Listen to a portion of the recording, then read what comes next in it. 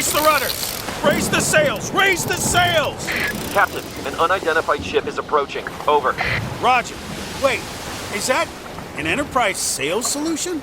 Reach sales professionals, not professional sailors. With LinkedIn ads, you can target the right people by industry, job title, and more. We'll even give you a $100 credit on your next campaign. Get started today at linkedin.com/results. Terms and conditions apply. We started with creating a spreadsheet of people that our staff and freelancers liked on different platforms. We started very basic and we just said, who do people like out there on Instagram, LinkedIn, Substack, TikTok, and we really looked beyond follower count. It's really the level of interaction in the community and the quality of the engagement and the interaction that the creator is having with their community. This is Small Press, Big Ideas, a podcast about the business of local news in the United States. I'm your host, Paul Gewertz. Small Press, Big Ideas is about the opportunities and challenges that local news publishers are facing for their businesses.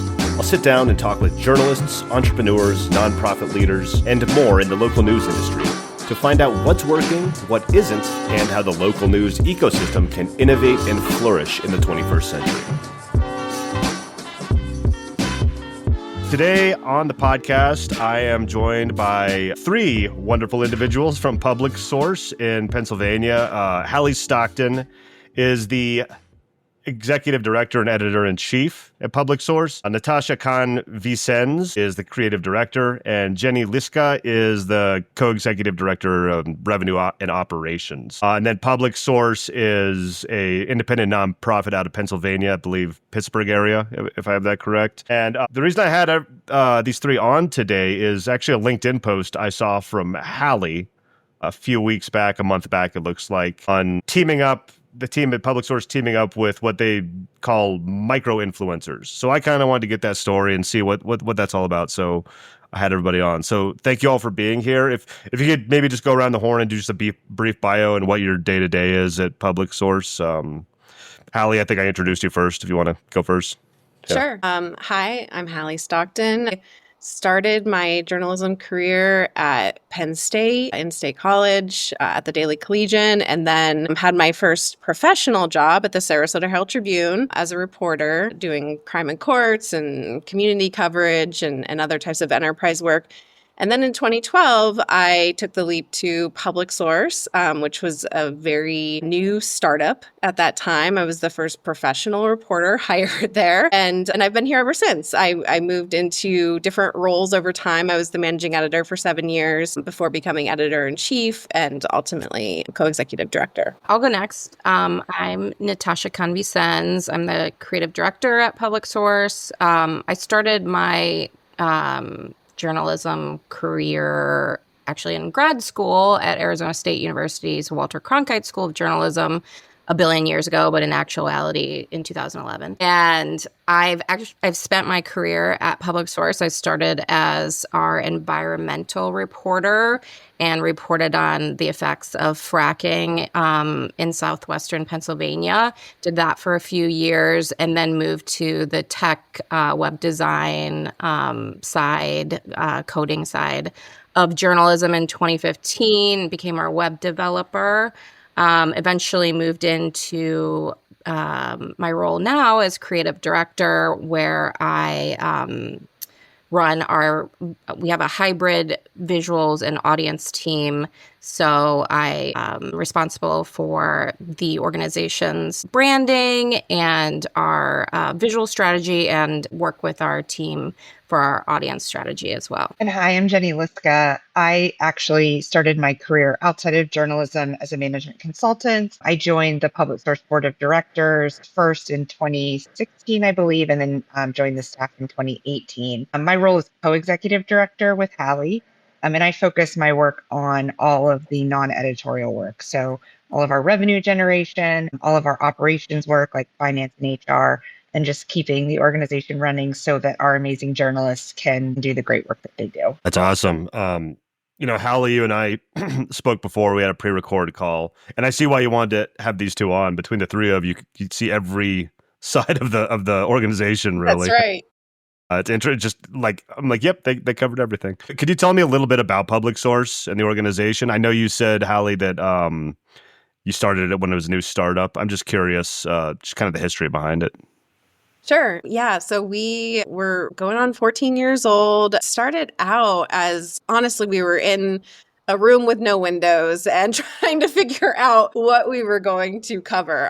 Our mandate was, there's this decline in meaningful journalism, and what are we going to do about it? And like fill the gaps. And so it started very early that we were a small team analyzing what was already being done and trying to see what was going underreported or completely ignored. And so that was kind of the beginning of this. And we started also with kind of a statewide lens at the time, and have since pulled back in to focus more on the Pittsburgh region and southwestern Pennsylvania, so that we essentially can build stronger relationships and understand communities more, understand what kind of news and information and stories they need. And it's not simple to do that with a state like Pennsylvania. It's very expansive. There's a lot of different issues and demographics and geographies. Very cool. There's just so many different. I mean, I've never spent too much time in Pennsylvania. From an outsider's perspective, there's just so many different cities. I can imagine just the complexity of that I can think of off the top of my head. I'm in Colorado. We have Denver, and that's it. That's what we've got going on here. So it's easier to. Yeah, we don't really hear people say like, my identity is I'm a Pennsylvanian. Like we said Right, this right. time, it's not like Texas. Like it's people are like, Right. I'm from Pittsburgh, I'm from Philly, I'm from Erie. Yeah, and very different cities too. Pittsburgh and yeah. Cool. Okay, so I'd love to get into the kind of the meat of the episode why I reached out. So, Hallie, like I said, you put up a story or a LinkedIn post that caught my attention a few weeks back about working with micro-influencers at Public Source. I would love to hear about these partnerships you've created with micro-influencer, and maybe also how you define a micro-influencer, and maybe talk about that a little bit, and just maybe how the program came into place. So I don't know who wants to take that, or if anybody wants a little different part of it or what. I'd love to hear broad strokes about it. Tosh, do you want to start? Yeah. So we basically started with wanting to jump into this strategy, recognizing that the way people are consuming news are very diversified and all over the place. And we basically started by creating Hallie will jump into our work during the election with the American Press Institute. But along with that, we started with creating a spreadsheet of people that our staff and freelancers liked on different platforms. We started very basic, and we just said, who do people like out there on Instagram, LinkedIn, Substack, TikTok? And what are they doing? What kind of audiences are they creating? What is, and we really looked beyond follower count. It's really the level of interaction in the community and the quality of the engagement and the interaction that the creator is having with their community.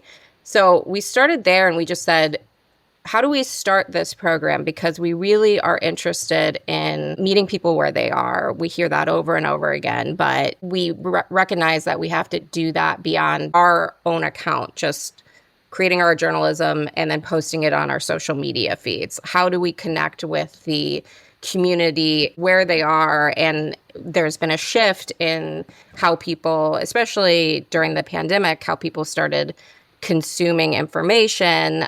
We've seen the shift away from traditional news outlets and that sort of historical news consumption to, especially with younger generations, wanting to get information, content, news directly from these individual creators. So, as part of our mission, we have to think about news distribution as well as creating news. And we wanted to, start this program because we recognize that a lot of people in our community were getting information from local content creators, micro influencers, whatever you want to call them. We just see them as members of the community in ways that we could experiment with getting our journalism to our community. And I don't mean to interrupt, but I just want to say this isn't something that we started talking about this year. It's been on the radar for years. For us, it's always a capacity challenge as a small newsroom. We're always saying, what's the priority project? What are we going to devote our small team to in any moment? This started to really bubble up for us this year for a number of reasons. I think the landscape was really obviously shifting where we're seeing influencers getting involved in news creation. I mean, even to the extent that they're getting invited to press conferences and these influencer only press conferences being held by elected officials. So that landscape shift was becoming very obvious over the last year, right? So there's some specific things happening that were making this rise, to be more and more obvious. This is the way that everybody needs to be involved in working with trusted partners in the community to get information out. And Hallie, I think you probably want to share more about the API project that really kind of launched us forward, right? Mhm. And as you're talking, I'm actually remembering a meeting from years ago, at least 3 years ago, where you were talking about what about influencer partnerships? And I was like, like, I don't know, I'm not there. I like to think that I'm like I can get there and be experimental and everything, but I was not there 3 years ago. And I think that, part of this has been exactly what Jenny's saying, this it's getting to be a little bit closer, and there are people who are creators who are doing, who are providing a really great value to their audiences, and we're recognizing that. And so is the American Press Institute, and they've been putting together cohorts to help newsrooms like ours and those that are much bigger than ours to think about this. And they approached us, it was in September of last year when we were deep in our election reporting, and basically asked if we had been thinking about this and if we were interested in exploring this concept of working with influencers or creators. We tend to lean on the creators term because not everybody likes to consider themselves an influencer. I've got some thoughts there. Yeah. And basically, our first thought was we've got it's time to figure this out. We've been seeing the writing on the wall, and we'll have this structure, the support, and people with experience here. And so our pitch then was we work with people, trusted community members all the time through our first person essay program, and that kind of helped us. We already have a relationship. They already kind of get us. They've been through our rigorous editing processes. They typically have a really great experience engaging in that way. So we pitched that we would work with at least one of our former essayists and then consider another kind of more classic influencer to basically give a signal boost to our election reporting. So we found one of our former essayists who he had worked with us at least twice at that time on essays that both, had intersections with the tech community, with the LGBTQ community, with particular geographic areas in the Pittsburgh region. And so we approached him and just weren't even sure how to approach him at first, honestly. Had to think about how do we even talk about this? This is brand new for us. And surprisingly, he got back to us within probably 20 minutes. I'd love to share your work and tell you how much it means to me and why it's valuable and why we should all be informed about the election through public sources work. And then we had a conversation, and he didn't even want to be paid to do this, which is not the case with every creator, certainly. But only basically creating a higher value video than what he typically does, which is just kind of at his desk. So we did that, and it went on LinkedIn and Instagram. And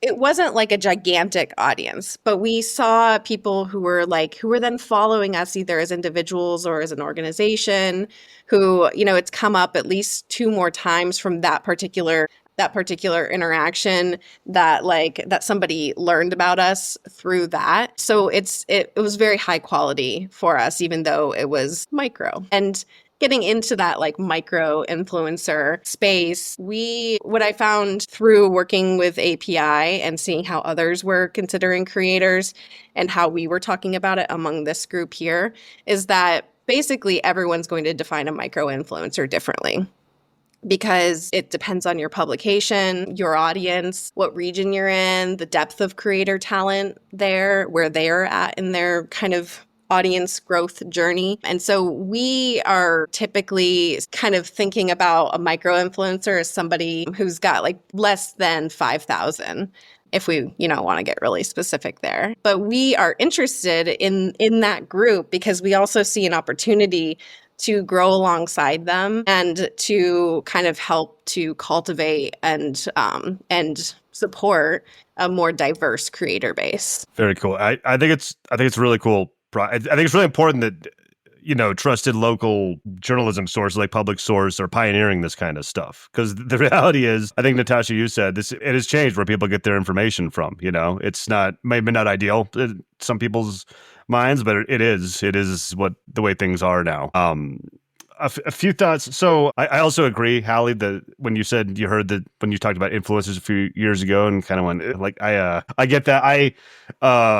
So I have a podcast agency and I used to work primarily with influencers, creators. I prefer also, and they almost universally hate the term. I think it's kind of been tainted in popular culture in some ways. Mm-hmm. So I like that. It's a good term to define what they do, but it's not ideal in people's minds when it first pops up.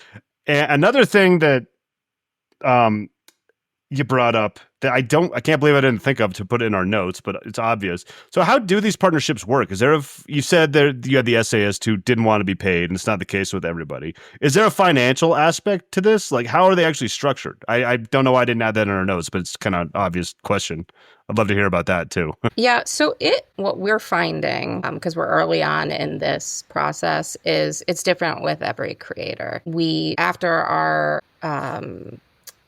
tenure or experience with American Press Institute and the election cohort working with those micro influencers or content creators, we then said, okay, how are we going to do this? Let's start very basic and let's create a spreadsheet. Let's ask our staff and people we know who they're following.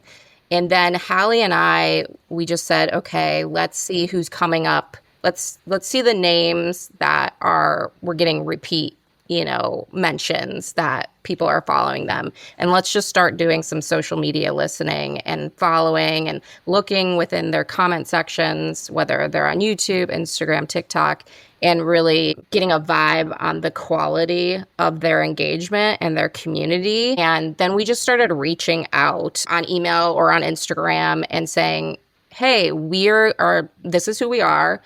This is what we do. We're interested in what you're doing. We think it's really cool. And can we talk? Can we talk about what a potential collaboration might look like? Let's brainstorm some ideas. And one creator that kept popping up on the list that actually Jenny had been following throughout the pandemic was a YouTuber and local filmmaker named Dean Bogg. And he had been creating these YouTube videos about Pittsburgh neighborhoods that just really captured the essence of Pittsburgh and the unique personalities that make up these neighborhoods. And it really caught on in the pandemic. He'd been on our radar for a while, especially Jenny's. And like Hallie had mentioned, our mindset a few years ago has shifted a lot in terms of, opening our minds to working with content creators. So we reached out to him because he was the creator that was popping up the most on our list of creators. And then we found out that he was leaving Pittsburgh. And we were like, oh no, we really want to work with you. And then we were like, okay, this is a guy that people love. He would post a video about a Pittsburgh neighborhood and it would be, just so many comments on YouTube. People were moving to Pittsburgh and saying, I'm moving to Pittsburgh because I've seen your YouTube video and it made me so interested in the city. He just had this very unique voice and was able to just capture what's so special about Pittsburgh. And it really resonated with people. And so we were like, okay, let's pitch this idea where, maybe you do like a culmination video of, why you're leaving Pittsburgh, but why people might consider moving there, or, just kind of like a roundup of this series of, I think it was 22 videos that he did about the city that people just adored and loved. And so that was one of our first content collaborations with a local creator on YouTube, our website, and Instagram. And it was a big success for us and the creator. It is now our most successful reel to date on Instagram. And we've had a lot of learnings about how to sorry, I have to wrap my mind around this a little bit, but It's okay. There's just been a lot of learnings like on how to capitalize on the success of a successful, quote, like viral piece of content on one of your platforms. When we posted that, we could see right away that our community was resonating with it, the Pittsburgh community, and we were getting lots of followers. And one of the things that we've learned with posting this type of content is it really has like a chain reaction to get people more involved with other pieces of content on our like Instagram account. So one of the learnings from that is, it's not just posting a video on social media and then that's it. It's like going into the comments and responding to community members and like tracking who these new audience members are, where they're coming from, what kind of content they're engaging with, and making sure that you're posting high quality content right after that initial piece of content. In this case, it was a real YouTube video, because we really saw a chain reaction on like getting more interaction and views on other pieces of journalism that week and the next week. So we were just really excited for both us and the creator, Dean Bogg. I believe it's one of his most successful videos, at least on his Instagram account. So it was just really exciting to have that happen, and it really isn't just about the number of people. It was just the quality of the comments and the interaction with and what the community members were saying. So we were excited by the numbers, yes, because it was exciting for us as a small local nonprofit city journalism outlet, but it was just so nice to see the quality of the conversations happening in the comment section, and it was just a really lovely thing to be a part of. Very cool. So on the financial side, I can maybe address that a little bit. Yeah, I'd love to hear it. So the range of costs for working with a creator and working with them on a single project or post varies, quite widely, from a few $100s all the way up to, I would say, the sky's the limit. Yep. Out of our budget, right?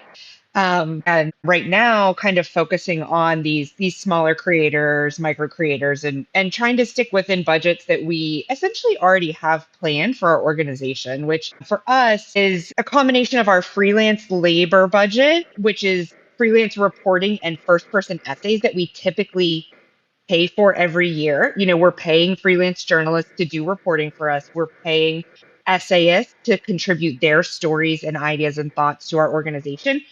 Some of that can be shifted for us into this creator bucket for someone like Dean, who's doing a video that's about his experience. So we're already planning to spend that money, and it's just a little bit of it can be shifted into these initiatives.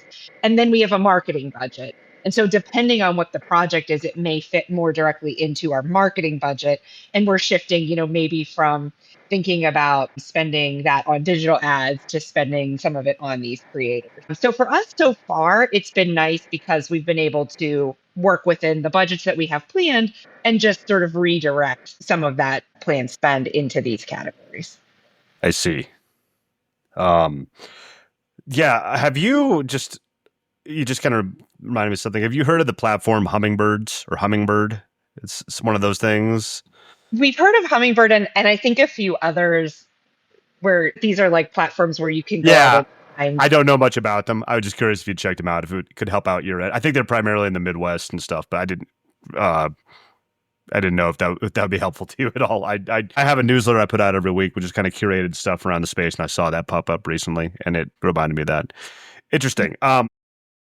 we've sort of at a high level looked at some of these different platforms and just Right. to kind of figure out what they are, and may go down that route in the future. But up till now, we haven't really used it. Local news needs new revenue streams, and my company, localpod.co, makes it easy and affordable. Our entry-level offering transforms your written content into high-quality audio and monetizes it with programmatic ads, all with zero extra work on your end. Think of it as a plug-and-play podcast solution for publishers. And if and when you're ready, we'll help you stair-step your podcast feed up to even more content, whether that's in-depth investigative reporting, interviews with community leaders, or whatever ideas you may have. You keep reporting, we help you turn it into new revenue. So you can get started at localpod.co, link in the show notes, or click the link in the show notes to set up a call with us today and learn more. Okay, back to the episode. I was just curious. I just saw it and I was like, oh, that's interesting. And I hadn't heard if anybody had actually used it or if it's worthwhile for news orgs And or let us anything. know if you find out.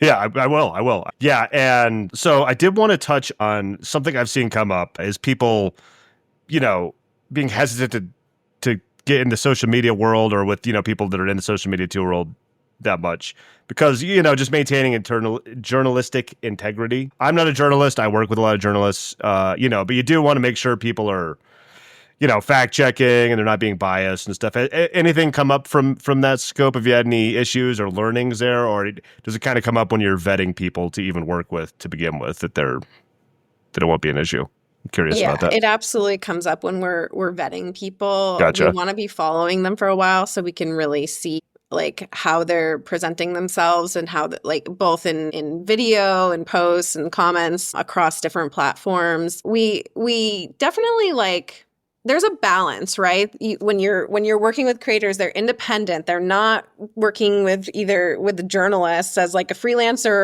or as a staffer. And so you have to allow for some of that voice and that they're hustling. They're out there finding different spots that feel good to them. And so there's like this kind of like walking the tightrope of how can we impart some of our editorial standards and concerns and things like, perception of conflict of interest that we have to think about and manage as much as possible with the fact that they're creatives and full are within their rights to do whatever they want to do. But that if we're going to find a common ground and have a partnership, we kind of need to come to an understanding and co-create something. And so there's nothing that's been particularly concerning that's come up, but there have been things just different vision, different ways of working kind of tension. There have been things where it's I'm going to keep an eye on that other thing this creator is doing so that I understand how people might then attach them to what they're doing to us if we continue or do a partnership there. So that's definitely, it's all about kind of just keeping the pulse on that and being open and transparent. Okay. Yeah. I just had to get your take on that. I assumed it came up when you're working with people and vetting, and you don't want somebody to do a campaign with somebody, then find out they're far down the flat earth rabbit hole or something like that on the other end of it, What lessons have you learned? So this may be kind of a couple part question. First of all, I know, Natasha, you mentioned Instagram, you mentioned YouTube. I think somebody mentioned LinkedIn. what have you done all the platforms? Is it just social media? I'm curious where kind of these partnerships have taken place, like what platforms, and then also anything you've learned that would be useful to newsrooms around the whole social media world, maybe from this. Our audience strategy, we've really focused on building our Instagram audiences in the last 2 years. So our creator collaborations have to date been mostly focused on Instagram, but we have done in terms of it becomes kind of a tech issue too with the collaborations. Like we would love, for instance, the YouTuber Dean Bogg that we did a collaboration with, we would have loved to co-publish on it on YouTube, but the tech on YouTube doesn't allow for that. So we were actually really surprised because most of his audience was on YouTube. And, he posted it on his YouTube. He mentioned us in the caption. We were in the comments. So I think it was more like brand awareness for us in terms of him posting the collaborative video that we did on YouTube. But then he had a smaller Instagram audience and, on his Instagram. And it surprised us that when we co-published on Instagram that it got more views on that platform than it did on his YouTube, where we originally thought that would be where the audience would be for him. So, that was really interesting and awesome for us to see. Of course, we embedded his YouTube on our website, so that contributed to some of the views that he saw on YouTube. But yeah, to date, we have done mostly Instagram collaborations, but we're really interested in expanding that strategy and doing LinkedIn. We've just started talking about potential on Substack. And as our audience strategy shifts, there definitely is potential for TikTok as well. And I think for newsrooms, the takeaway is really about assessing your capabilities and the platforms that are best aligned with you and what you're bringing to the table. For us, we have incredibly talented photojournalists and a very talented creative director who creates a visual identity that is just incredibly well suited to Instagram. And so for us, it was always logical to start there and to really build out our social workflows there, to start these types of strategies there, and then take our learnings from Instagram and figure out where to go next. Other newsrooms that don't have that same visual identity might choose a different platform for different reasons. It's really just about that reflection and understanding what does best on each platform. My thoughts here that I think are, somewhat counterintuitive, but a lesson learned is that like journalists don't always know best. Breaking news. Like Jenny, who said she did not start in journalism, was like our canary in the coal mine on this becoming something that we should explore, and like was ahead of it at that point before we could kind of like decide to go down that path. I think it's empowering to think that like, hey, a non-journalist, but somebody who appreciates journalism and storytelling could have ideas that channel the people we're trying to reach. That's important to accept, I think. And then another one would be that like creators have stories too. Like the much mentioned Dean had a really important story. Other people who we've worked with, like the Todd, who was our former essayist, he had multiple stories before we even tapped into the trusted community messenger side of what he had to offer. So I think it's, don't write people off into certain silos, essentially. Excellent. So kind of to add on to that question, just learnings from social media, something I'm also always very curious about. I've had 3 or 4 people launching startups in the social media space. And one thing the tactic for them usually is to start on Instagram or start wherever and then get people off platform. So I'm curious if you have any lessons, because they do not want to let people off of their platform. That's one thing I've learned with social media for years. It's a hard kind of nut to crack. curious if you had any success there or any thoughts about that, getting people off, maybe on your email list or even just your website and into your kind of ecosystem more or if it's just, they're going through a reel on Instagram and just keep on scrolling. That's the downside of, social media. There's a lot of downsides, but yeah. You want to go, Jeff? I know we all have a lot to say about this. We haven't cracked any nut of getting people off Instagram onto our email list that anyone else, hasn't cracked. Had to ask. We also are very focused on the idea that people can get a lot out of our journalism on a platform like Instagram and maybe even experience enough of our journalism on Instagram through a reel or a carousel post that really does a nice summary of the journalism that may be enough for some people. That we're getting into measuring the total reach of our journalism and sort of counting that in our analytics as reach and thinking about considering that to be very, very high quality engagement with people who are getting real value, having real impact from our work. It isn't to say that we don't value our newsletter, don't value our website, don't value those conversions. Of course we do. That's where we see the most long-term relationship in terms of like donations.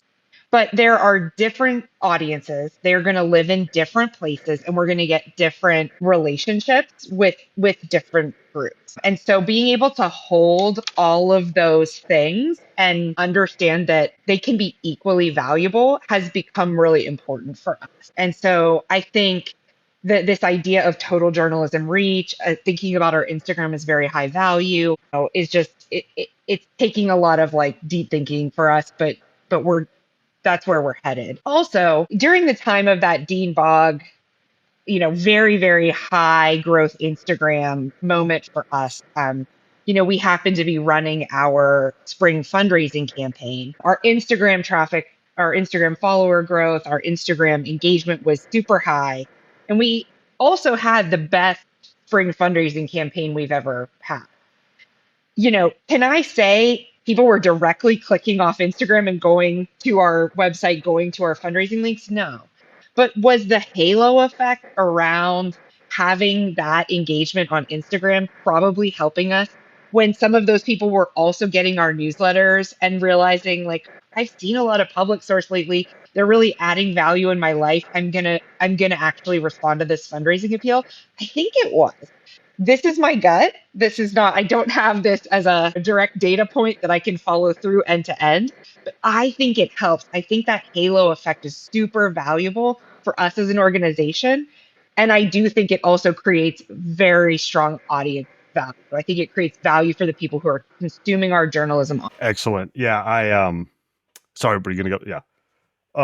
It's funny you say you can't, draw a direct line between, that growth and the fundraising being higher. There's some old quote, I don't know who said it in like the advertising world, that only half of advertising or only half of marketing works. You just don't know which half.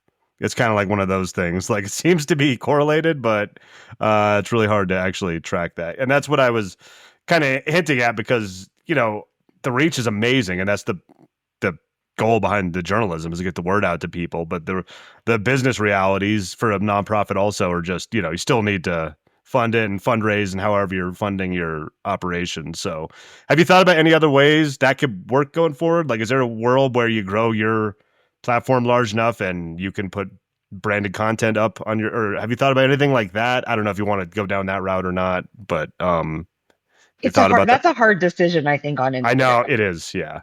Yeah. Yeah. Okay. At a high level, we've talked about it just to say there's a conversation here to have, but we haven't made any decision. It would have to be really kind of like when you're vetting these partnerships. It'd have to be really well thought through, I think, not to damage the brand equity or anything like that.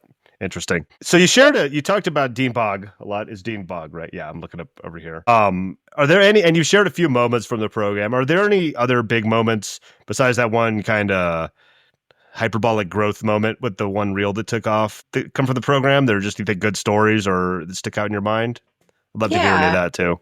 We started working with Natalie Benzavanga in the first part of the API cohort. And it was at that point, it was very much like, again, Natalie, who is an independent journalist and also serves as MC at many events, just as like a community personality. She really appreciates what we do. We have a really good relationship, and she was willing to share about how she uses public source and to basically inform her audiences. And then from there, that's kind of like this surface level thing.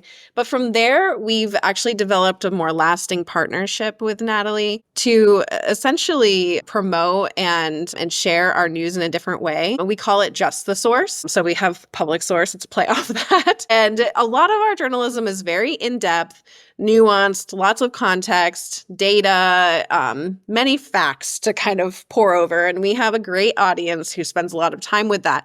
But we also realize that we need to sometimes appeal to and serve an audience that doesn't have the bandwidth for it, but still could really benefit from having the information. And so we've been doing a series of kind of stripped down both videos that Natalie produces and articles that just focus on those data or key points. And so we've been working on that series with Natalie. And I think that shows like you get your feet wet, you kind of, you start to understand somebody, they start to understand you, and then you can identify something that would be a really good fit and serve the audience. We've also had some creator collaborations that haven't panned out. And we're learning from those situations. Situations is too strong of a word, just from those experiences. And yeah, it's been interesting, and it's for various reasons. And it's only been a couple so far that haven't worked. But, I think it's just not thinking, like, I'm trying to like word this well, Hallie, I don't know if you want to jump in, but yeah, I mean, it's just for like different reasons that they haven't worked out, but we've learned a lot, like establishing, like thinking about it more holistically as like community work. Like we're reaching out to people in the Pittsburgh community. These are people that live in our community that share the same issues. And I think, at least for one creator, that we went pretty far down the path with creating content with. And it just like, it wasn't working for what they, like what their brand represented and what ours did. And we were just like, eventually, after probably working with them, I want to say for about a month and a half, through email and batting things back and forth, it just came to a point where we were like, this is not working. And we both recognized it kind of at different points, but I think that we have such a good relationship with them because it was just a natural, organic process that relationship isn't like, there's no like bridge burned. I think that we will be able to collab with them at another point. They just had different priorities and had to take like, higher paid work, and their time was just, wasn't there. And so that has been like a really interesting lesson learned. And then, other collaborations that we had like thought would go a certain way didn't, but we have like now a really established good rapport with this community member. So I think thinking about it, if your end goal is it's really opened our mind to like our goals. It's just not only about creating this solid piece of content that's going to expand our reach on Instagram. It's thinking, okay, like, there's just different goals and like how you view success on this. And, some of these creators that are, we haven't put out content with now are more into our brand and what we're doing as a journalism outlet in the city of Pittsburgh. And we see them jumping in on our comments, on our stories. And like, then people are seeing, from their audiences, in their community, like recognizing that they're doing that, or they're sharing our content on their feeds. And so it's just driving audience like that too, even though we haven't collabed on something. So thinking about it more holistically is just working with people in our community and expanding your mind on what is success and what isn't. That's what's so great about local news, right? Everyone you reach out to, potential advertisers or, potential partners that you might want to work with on marketing, they're all potential readers too. And, it just really feels fun to be able to build relationships with them. When Hallie was talking about Natalie, I just wanted to highlight one thing there that I think is a useful takeaway for other newsrooms who maybe haven't started in this space. And that is that Natalie is a former journalist, and there are a lot of former journalists who are in the independent creator space, and they can be really natural fits to start with because they understand how newsrooms work. And so if you're looking for someone to get started with who feels comfortable, who feels like they get you, maybe has a brand that aligns with your news, that's a great place to start. And then maybe start branching off after that to other types of creators. We just found that, working with Natalie, working with other former journalists it's just a really natural fit. Cool. Real quick, do you know how big Pittsburgh is offhand, roughly? Like the size of the city? Yeah, 300,000 residents. Okay. I'm just thinking it's such a cool model you guys are doing, but I'm in a town of 20,000 in Western Colorado. I'm just wondering if there needs to be a scale of like population to get. I don't think there's any micro influencers in my town. You know what I mean? But Right, you might have to have yeah. a certain scale. I'm just curious. It's something that just popped up in my head as we're talking. But look, you can look to, we're also looking to our broader county as well, which then gets into 1.2 million. And then you have, Right. you have to think about what the different scales of geography. And also maybe where there's a place that lacks that depth of creator talent, maybe there is something that a newsroom can do to foster some of that in a way that could be aligned. Are you planning on continuing this program from here on out? It's a success enough that you're going to keep it rolling? Absolutely. Yeah, awesome. That's cool to hear. I will be tuned in and watching. So we're over time. I don't have anywhere to go or anything, but I got through all my questions. Is there anything I missed about this that you'd like to bring up?